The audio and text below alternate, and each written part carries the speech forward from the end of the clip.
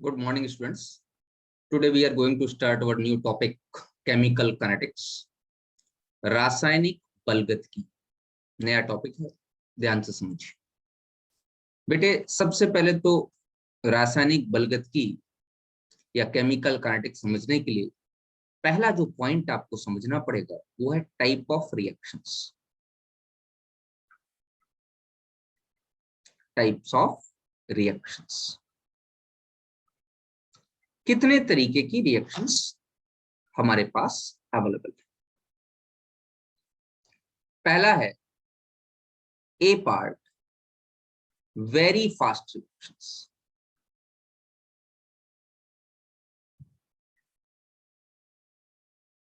अति तीव्र विक्रियाएं, बहुत तेजी से होने वाली। जैसे एक एग्जाम्पल ले सकता हूं मैं, एसिड बेस रिएक्शंस।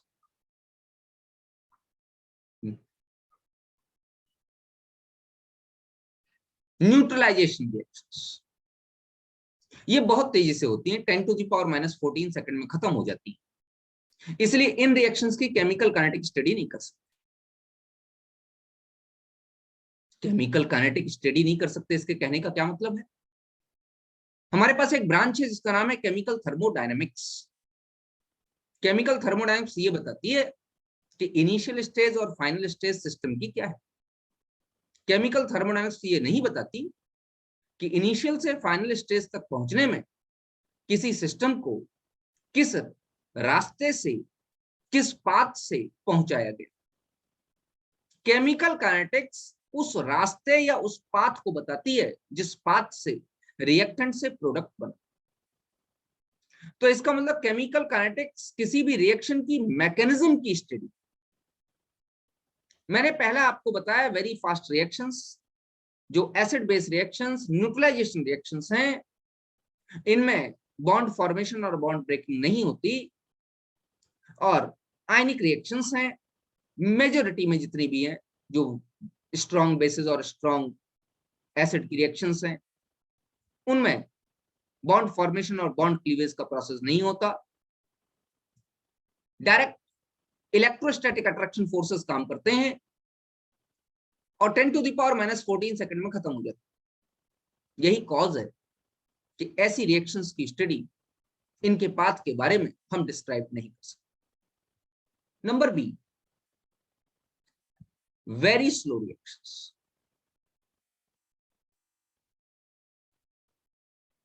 एग्जाम्पल देखिए, rusting of iron. Rusting of iron, लोहे में जंग लगना, ये वेरी स्लो रिएक्शन। इसकी भी मैकेनिज्म के बारे में हम ज्यादा कुछ नहीं बता सकते। तो वेरी फास्ट रिएक्शंस की स्टडी नहीं की जाती, वेरी स्लो रिएक्शंस की स्टडी नहीं की जाती। केमिकल काइनेटिक्स में दोनों तरीके की स्टडी नहीं की जाती। और नंबर तीसरा जो हमने डिवाइड किया है उसका नाम है moderate reactions.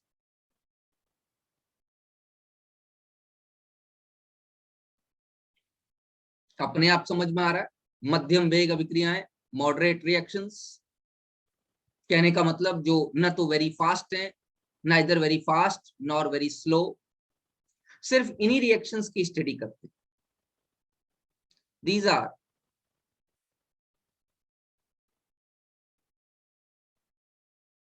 Neither very fast nor very slow,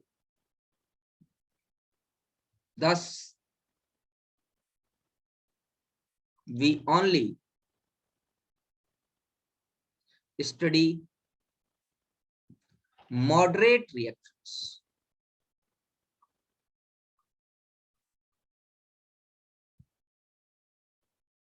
In chemical kinetics.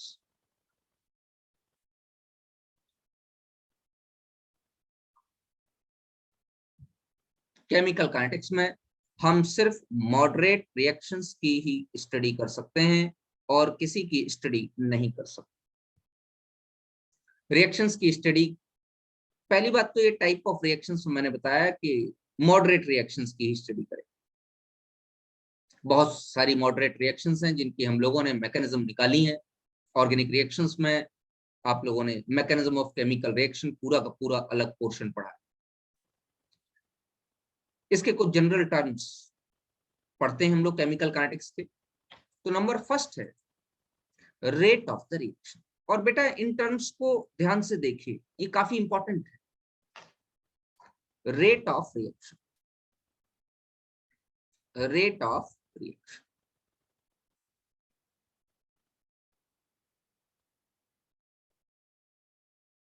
Hindi में कहते हैं अभिक्रिया की दर, अभिक्रिया की दर। रेट कैसे निकालें बेटे? जो रेट का फॉर्मूला है वो कहता है चेंज इन कंसंट्रेशन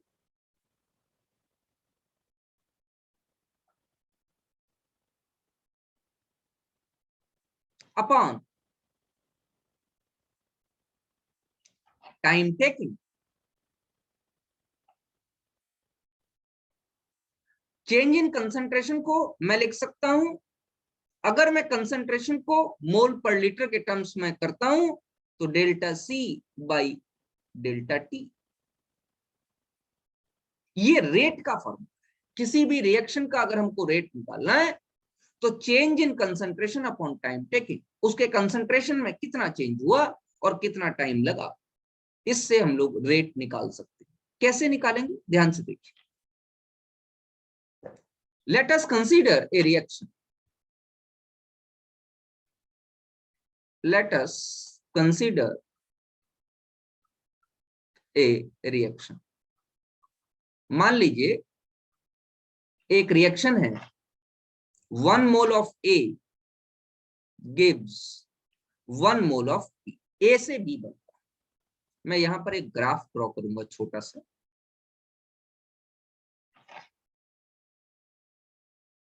बेटा लाइन सीधी बनाना,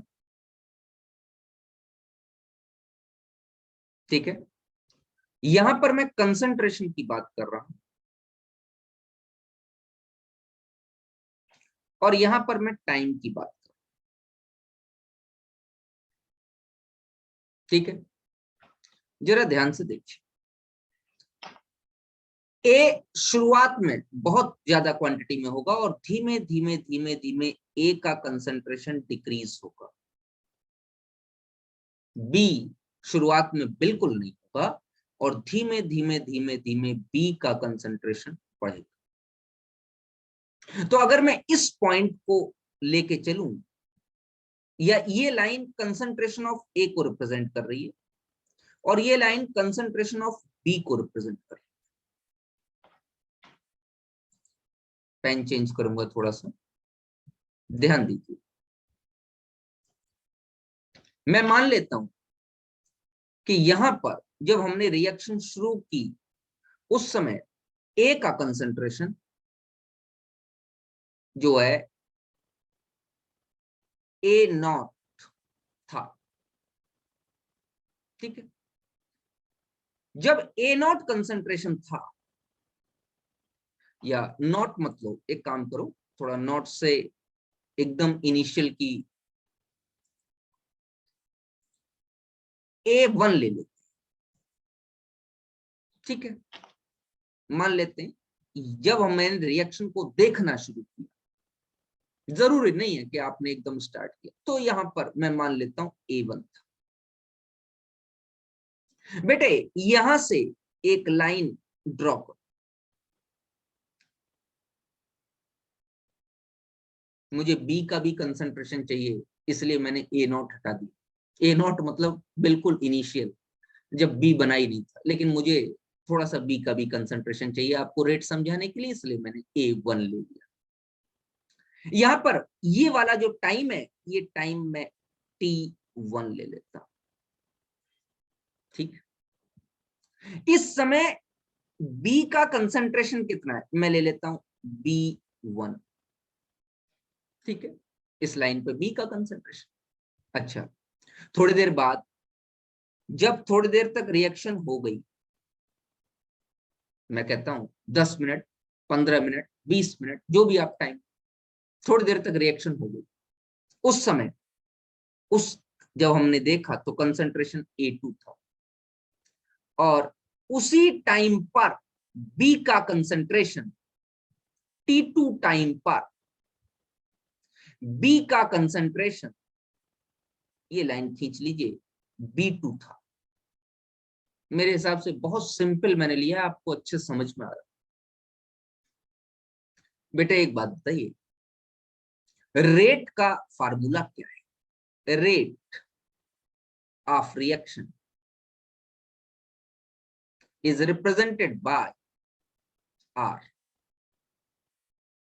तो रेट का फार्मूला क्या है?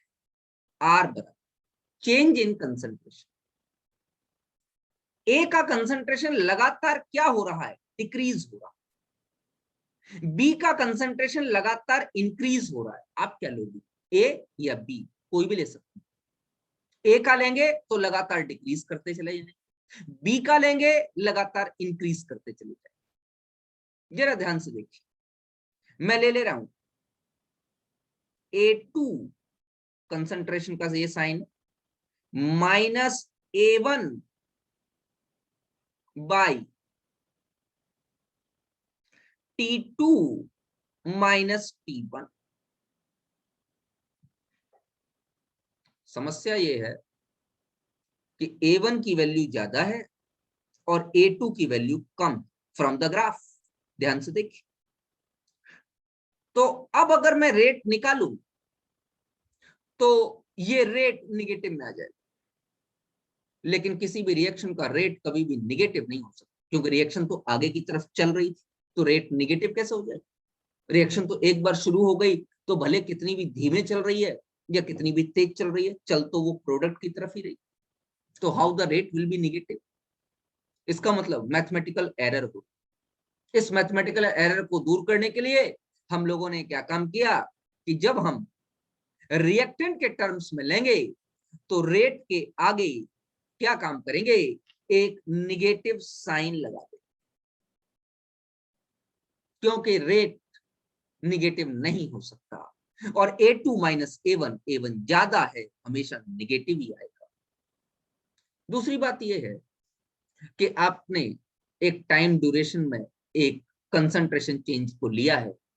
इस फॉर्मूले को एवरेज या मीन कहा जाता है। तो यहां पे जो रेट निकलेगा दैट इज आर एवरेज निकलेगा, that is minus concentration of, ऐसे लिख सकता हूं, A2 minus A1 by T2 minus T1। Clear? अच्छा, 1 मोल A से 1 मोल B बन रहा है। यहां पर किसी भी तरीके से मैंने नंबर ऑफ मोल्स चेंज नहीं की, वो चेंज करके भी दिखाऊंगा नेक्स्ट स्टेप में। अभी मेरा 1 मोल A से 1 मोल B बन रहा है। तो अगर मैं B के टर्म्स में लूं और R डैश एवरेज निकालूं तो मुझे कहना पड़ेगा यहां पर B2 minus B1 upon T2 minus T1। अब जरा ध्यान से देखिए, यहां पर माइनस लगाने की जरूरत नहीं है क्योंकि B2 हमेशा B1 से बड़ा। जरा ग्राफ में देखिए, B2 ज्यादा है, B1 छोटा। तो अगर मैं प्रोडक्ट के टर्म्स में लूंगा रेट को तो वहां माइनस लगाने की जरूरत नहीं है, लेकिन अगर रिएक्टेंट के टर्म्स में लूंगा तो वहां माइनस लगाने की जरूरत है। Also here A gives B, मतलब दोनों के एक एक मोल है, ये भी A के 1 मोल है और B जो बन रहा है उसके भी 1 मोल है। देयरफॉर इसलिए R एवरेज इक्वल टू होगा R डैश एवरेज। इस केस में जब A से B बन रहा है, 1 मोल A से 1 मोल B, तो R एवरेज और R डैश एवरेज हमेशा बराबर। बेटे एवरेज रेट एक तरीके का फॉल्स स्टेटमेंट है। आप कहोगे सर क्या गलत है? नहीं, गलत नहीं, मैं समझाता हूं, समझिए, केमिकल काइनेटिक्स समझनी चाहिए। अगर मैंने आपसे कहा कि आप जयपुर से दिल्ली जा रहे हैं, 300 किलोमीटर का डिस्टेंस है, और आपने 10 आवर्स लिए उसको कवर करने के लिए, आप खुद ड्राइव कर रहे हैं अपनी कार से, तो क्या आपकी कार को आपने 30 किलोमीटर पर आवर की रफ्तार से चलाया? That is the average speed? नहीं, ऐसा नहीं हुआ होगा। कभी आपने 60 भी चलाई होगी, कभी 70 भी चलाई होगी, कभी गाड़ी रोकी भी होगी, कहीं रुके भी होंगे। इसका मतलब लगातार 30 किलोमीटर पर आवर की रफ्तार में आपकी गाड़ी नहीं चली। इसका मतलब एवरेज स्पीड क्या है? That is a false. एक ऐसा फॉल्स स्टेटमेंट जिसको प्रूफ करने का कोई मौका हमको नहीं मिलता, निकालते सभी। That is A average. Average एक तरीके का फॉल्स स्टेटमेंट होता है। एवरेज के बेसिस पर हम सच नहीं पता लगा सकते। एवरेज के बेसिस पर हमको यही कहना पड़ेगा कि गाड़ी की average speed 30 kilometre per hour थी, अगर 300 किलोमीटर का डिस्टेंस आपने 10 आवर्स में कवर किया, and that is a false statement. गाड़ी की मेरी की स्पीड हमेशा 30 किलोमीटर पर आवर रही, ऐसा नहीं। मैं कोई रोबोटिक नहीं था जो वहां गाड़ी पे बैठा, 30 किलोमीटर की स्पीड लगाई और लगातार गाड़ी चलती रही, न कोई ट्रैफिक आया रास्ते में, न मैंने गाड़ी कभी तेज की, और 30 किलोमीटर पर आवर की स्पीड से मैं 10 घंटे में दिल्ली पहुंच गया। ये कोई केस नहीं। तो साइंटिस्ट ने कहा नहीं, एवरेज रेट से मैकेनिज्म के बारे में स्टडी करना डिफिकल्ट है, हमको थोड़ा सा मोर एक्यूरेट, मोर प्रिसाइज होना पड़ेगा। तो मोर एक्यूरेट और मोर प्रिसाइज होने के लिए हम लोगों ने रेट के लिए एक वर्ड यूज किया जिसका नाम है इंस्टेंटेनियस रेट। ध्यान दीजिए, हम वर्ड यूज कर रहे हैं इंस्टेंटेनियस रेट।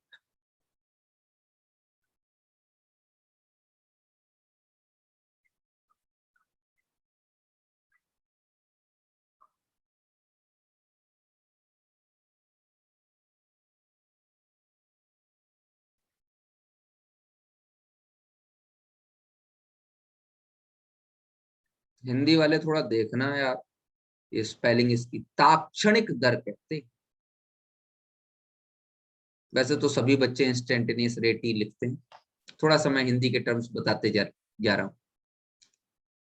देखिए जरा ध्यान से, इंस्टेंटेनियस रेट क्या? इंस्टेंटेनियस का मतलब है आपने चेंज इन कंसंट्रेशन और चेंज इन टाइम को बहुत छोटा कर लिया, आपने डिफरेंशिएशन कर लिया। मैं ये कह सकता हूं कि अगर मैं ए गिव्स बी लेके चल रहा हूं, वही लेके चलता हूं जिससे कि आपको ज्यादा अच्छा समझ में आए। और यहाँ पर हम लोगों ने इस तरीके से एक ग्राफ बना रखा है, ए का कंसंट्रेशन लगातार डिक्रीज कर रहा है और बी का कंसंट्रेशन लगातार इंक्रीज कर रहा है। ये ए है और ये कंसंट्रेशन बी का है। और अगर मैं very very small change in concentration in very very small time निकालना चाहता हूं, तो मुझे क्या काम करना पड़ेगा? यहां से बेटा एक टेंजेंट ड्रॉ करना पड़ेगा मुझे,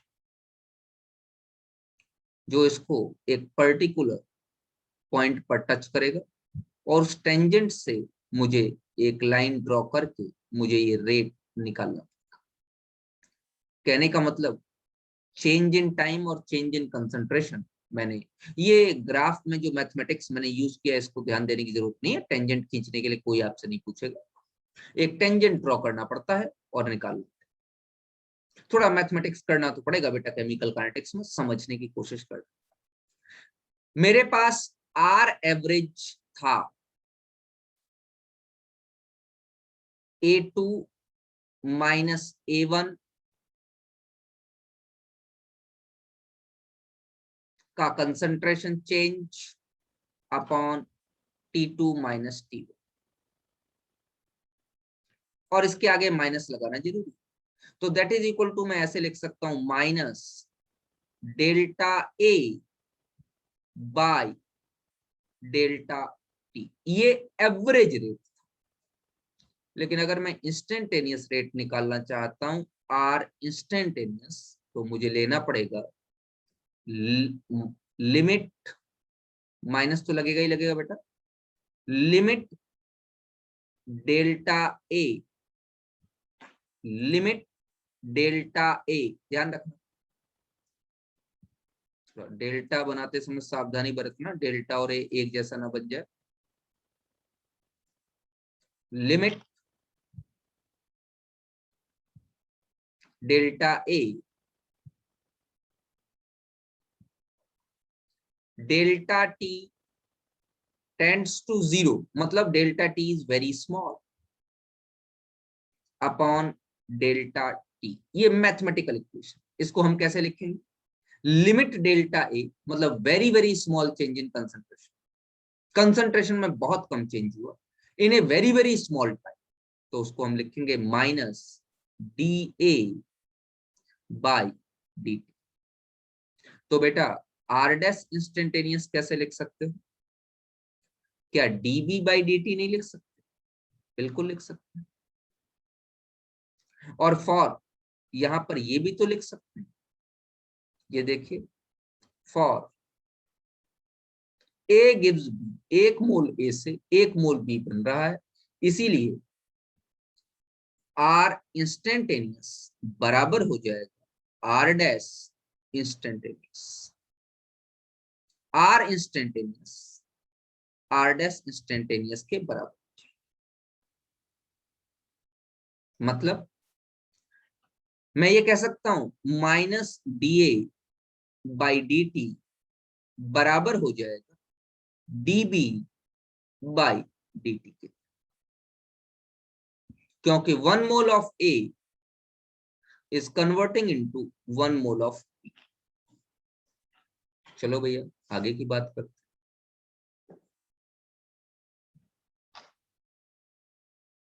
relationship between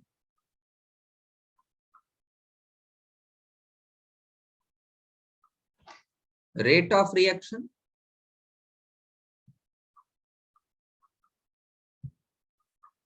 and stoichiometric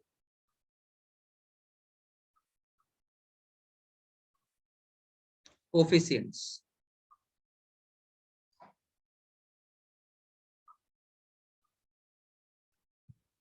rate of reactions और स्टोकियोमेट्रिक कोफिशिएंट के बीच में रिलेशन, क्या रिलेशन? स्टोकियोमेट्रिक कोफिशिएंट आपके रस समीकरण में स्थिरांक और अभिक्रिया की दर के बीच क्या रिलेशनशिप होगा? मान लीजिए 1 मोल ए और 1 मोल बी, नहीं कोई रिएक्शन में इस तरीके से मानता हूं, 3 moles of A plus 2 moles of B gives 4 moles of C plus 5 moles of D, इस तरीके से कोई एक रिएक्शन। बेटे आपको अगर rate of reaction R instantaneous निकालना है इसके लिए, तो सबके स्टोकियोमेट्रिक कोफिशिएंट से आपको डिवाइड करना होगा। ध्यान रखिए सबके स्टोकियोमेट्रिक कोफिशिएंट से उसकी रेट को डिवाइड कर दीजिए तो आपका रेट ऑफ रिएक्शन निकल आएगा।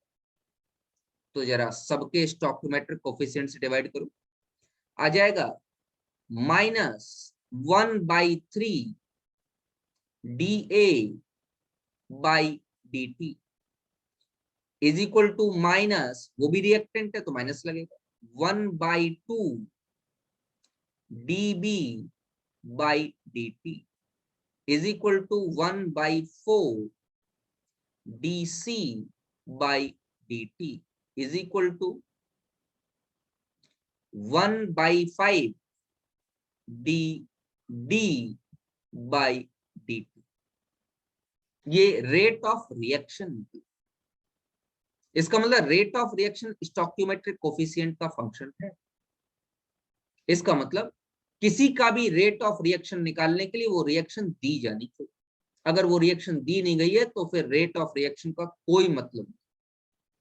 आपको बिना रिएक्शन दिए रेट ऑफ रिएक्शन नहीं निकलवा सकता, क्योंकि स्टोकियोमेट्रिक कोफिशिएंट कहाँ है? देखिए जरा ध्यान से, एक एग्जांपल लेता हूं। मैं कहता हूं N2 + 3H2 रिवर्सिबल 2NH3।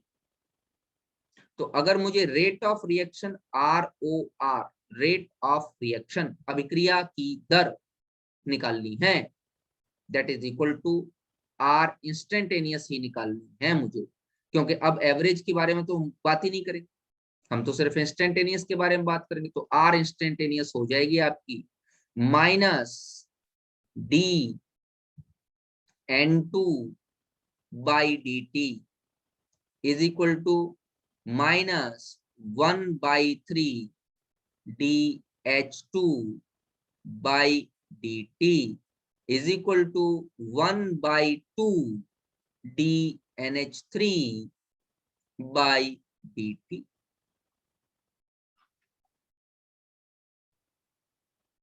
एक छोटा सा क्वेश्चन करके देखते हैं।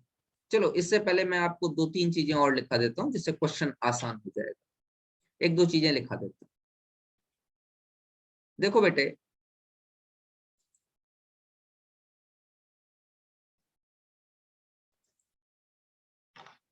थोड़े पॉइंट्स ध्यान दो।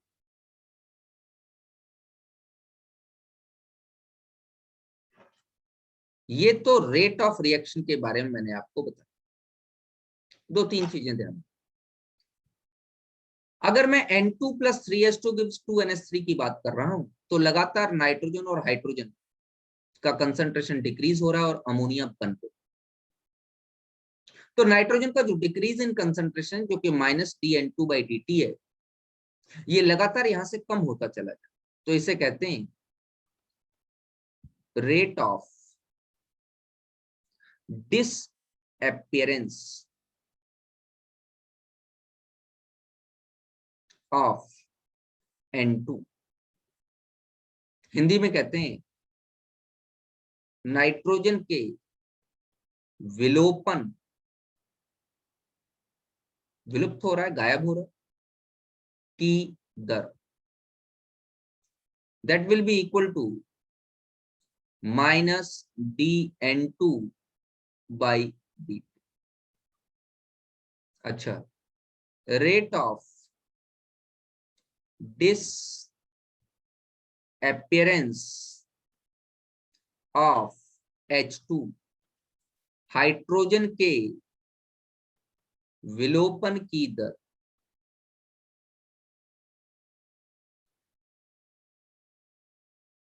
वो भी हो जाएगी -dH2/dt। ध्यान दीजिए, यहां पर स्टोइकियोमेट्रिक कोफिशिएंट का प्रयोग मैंने नहीं किया। किसी की अपीयरेंस या डिसअपियरेंस के लिए स्टोइकियोमेट्रिक कोफिशिएंट की रिक्वायरमेंट नहीं। अच्छा, अगर मैं कहूं, जरा यहां लिख देता हूं, rate of appearance of ammonia, ammonia के प्रकट होने की दर, प्रकट होने की दर के लिए होगा dNH3/dt। मतलब किसी के प्रकट होने की दर या किसी के विलोपन की दर के लिए स्टोइकियोमेट्रिक कोफिशिएंट की रिक्वायरमेंट नहीं, लेकिन रेट ऑफ रिएक्शन निकालने के लिए स्टोइकियोमेट्रिक कोफिशिएंट की रिक्वायरमेंट है। तो मैं आगे नोट लिख रहा हूं, इस नोट को जरा ध्यान से देखेंगे। एक नोट लिख रहा हूं,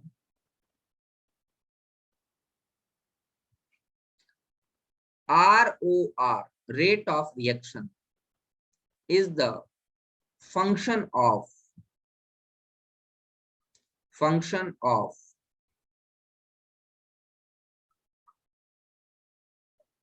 stoichiometric coefficients,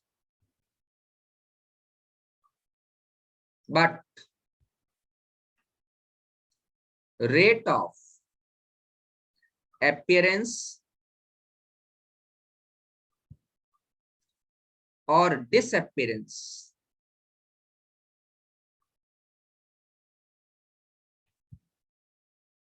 of products, reactants, मतलब प्रोडक्ट्स का अपीयरेंस और रिएक्टेंट का disappearance, is not the function of stoichiometric coefficients.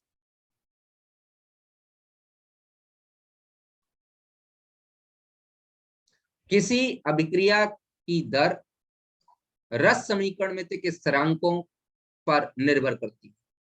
लिख देता हूं हिंदी में भी। किसी अभिक्रिया की दर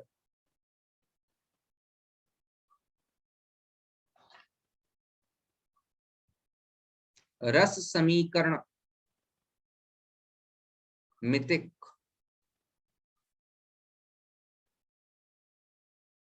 स्थिरांकों पर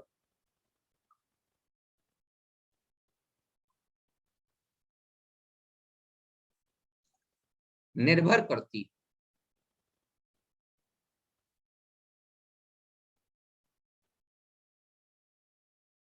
परंतु अभिकारक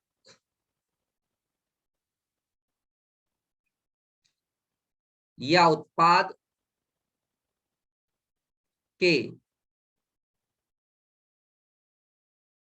विलोपन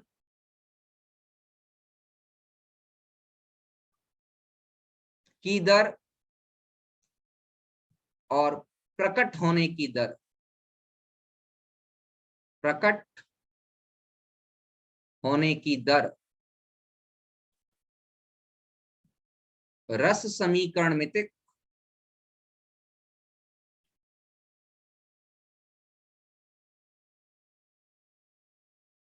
स्थिरांकों पर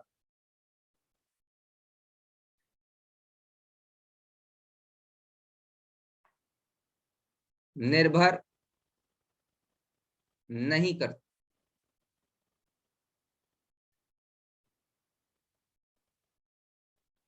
अब मैं आपको एक क्वेश्चन कराने वाला हूं, ध्यान से देखिए।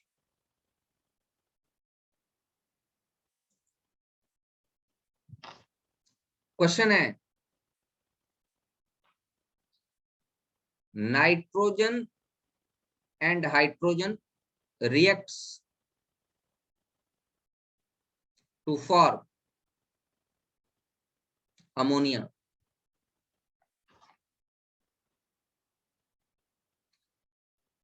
in a chemical equation.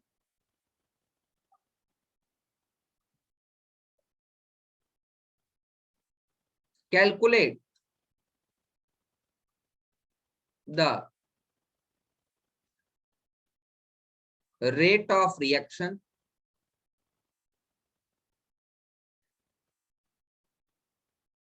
if rate of disappearance of N2 is 4.5 into 10 to the power minus 5 mole per second.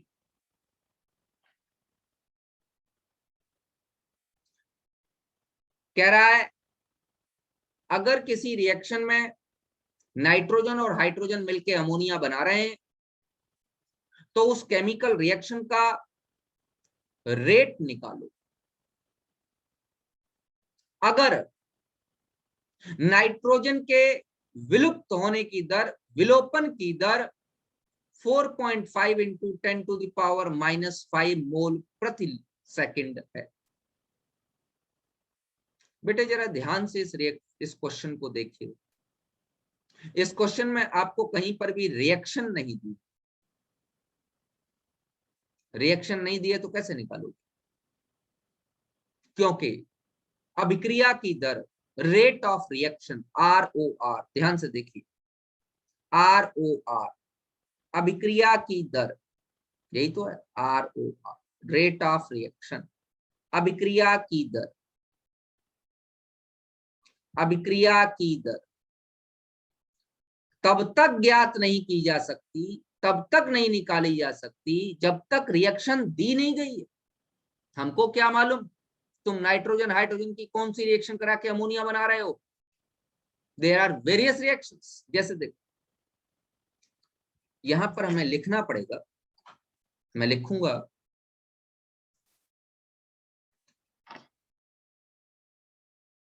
Note ROR cannot be calculated without a given equation. ROR calculate नहीं की जा सकती। क्यों? क्या कारण? मेरे कहने से नहीं, समझिए क्यों नहीं कर सकते। देखो क्वेश्चन में वो कह रहा है कि -dN2/dt की वैल्यू 4.5 इंटू 10⁻⁻5 मोल पर लीटर पर सेकंड, मतलब लीटर इनवर्स सेकंड इनवर्स। उधर शायद मैंने मोल लिख दिया, मोल पर लीटर पर सेकंड। सही कर लेना बेटा, कंसंट्रेशन है ना।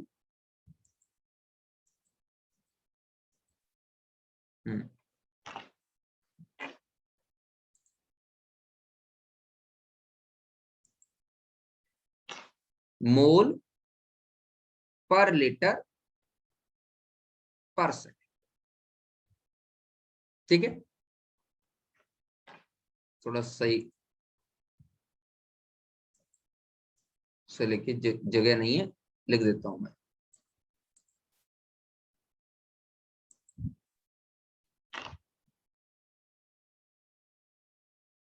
पर लीटर -1, पर सेकंड -1।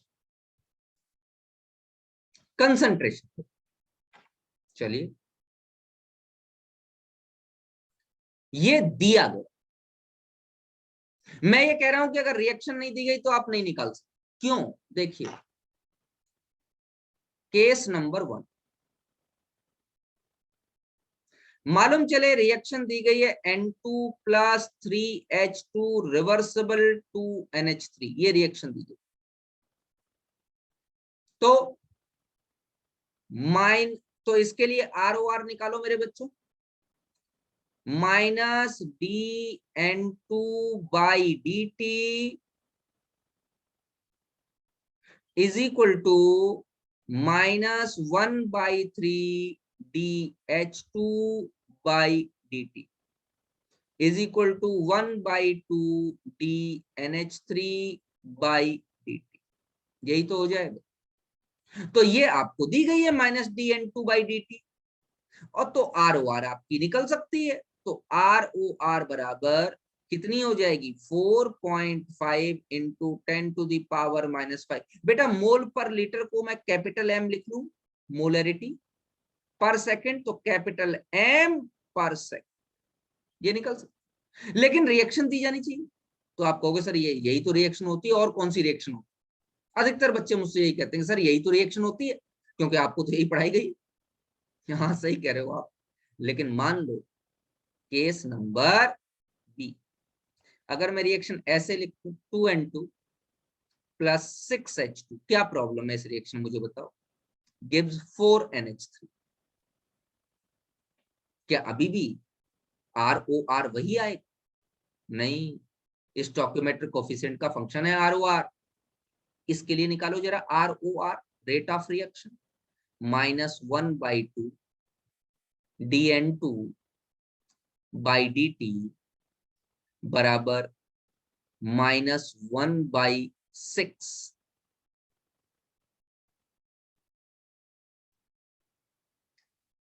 dH2/dt बराबर 1/4 dNH3/dt। जरा निकालिए बच्चों। अब ROR की वैल्यू क्या है? 1/2 इंटू -dN2/dt जो दिया गया ऊपर, 4.5 into 10 to the power minus 5 capital M second inverse. So that will be equal to what? 2.25 into 10 to the power minus 5 capital है मतलब मोल पर लीटर सेकेंड इनवर्स।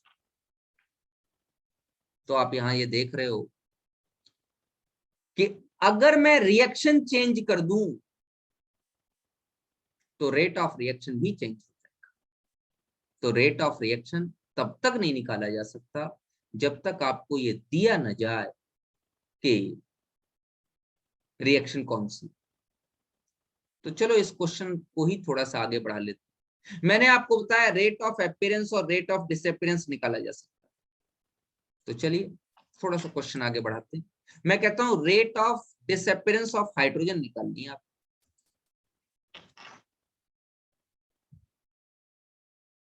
मैं कहूं कि रिएक्शन नहीं दी गई, रिएक्शन नहीं दी गई, या उसी पीछे वाले क्वेश्चन में थोड़ा सा मैं आगे बढ़ा दूं कि rate of disappearance of nitrogen इतनी है, calculate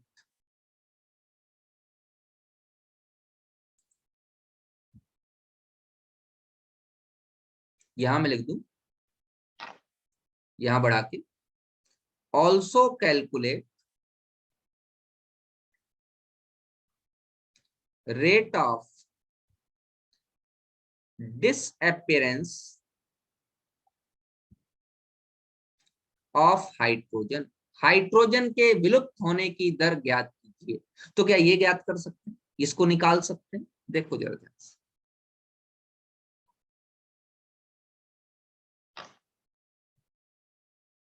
rate of disappearance of nitrogen दी गई है 4.5 into 10 to the power minus 5 capital M second inverse, ये दी गई। बेटा इन दोनों में रिलेशन निकालो, minus D N two by D T किसी भी एक इक्वेशन से, चाहे इससे बराबर -1/3 DH2 बाई डी टी। आपको क्या निकालना है? -DH2 by D T, rate of disappearance of hydrogen, वो क्या हो जाएगी? -DH2 बाई डी टी बराबर हो जाएगी 3 से इसमें मल्टीप्लाई कर दो, 3 into -DN2 by D T, और 4.5 इंटू 10⁻⁵ को मल्टीप्लाई करके मैं आराम से निकाल सकता हूं 3 into 4.5 into 10⁻⁵ capital M second inverse. 3 5 जा 15, 3 4 जा 12 और 1 13.5 into 10⁻⁵ capital M second inverse. ये तब जब मैंने रिएक्शन ऊपर वाली ली।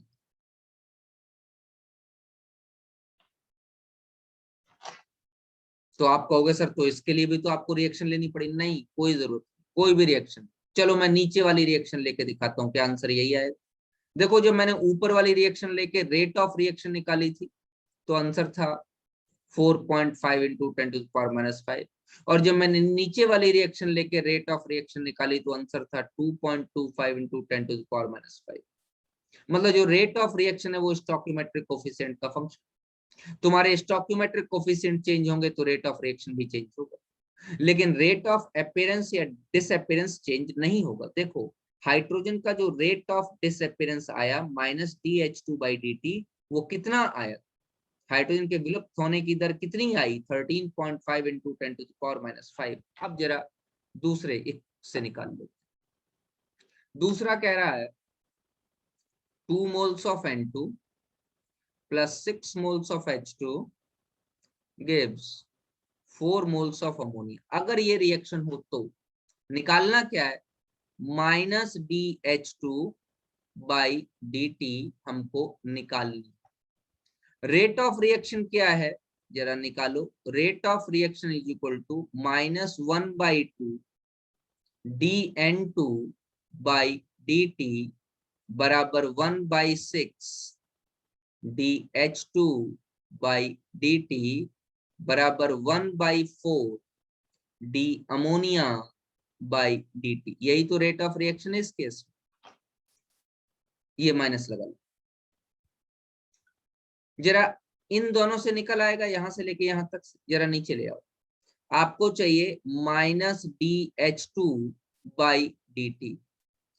इसको निकालने के लिए 6 का मल्टीप्लाई ऊपर कर दूं तो ये हो जाएगा -6/2 dN2 बाई dt। थोड़ा सा मैथ लगाओ बेटा, 2 3 या 6, तो that is equal to 3 into -dN2 by dt।